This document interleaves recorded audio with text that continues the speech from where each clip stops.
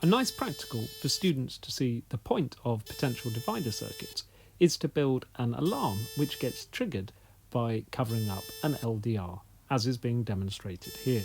Although most of the circuit is beyond the scope of A-level physics, it provides a memorable practical for students to understand why we might build potential dividers with sensor resistors. And if you look in the back of a cupboard, like me, you might find that you have all the kit that is needed to build this.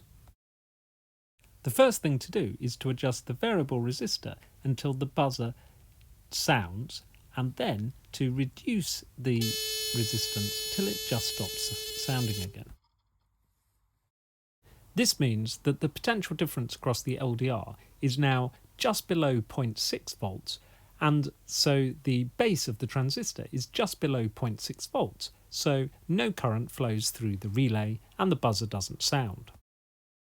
But then, when you cover up the LDR's resistance increases, so it becomes a greater proportion of the total resistance of the variable resistor and LDR, and therefore the potential difference across the LDR increases.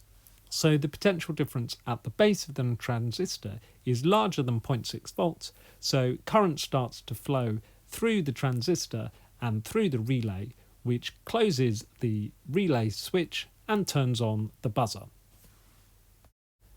I think seeing this sensor circuit in action, actually doing something useful, is a great motivator for students to then work hard through the rest of the topic to understand fully how potential dividers work.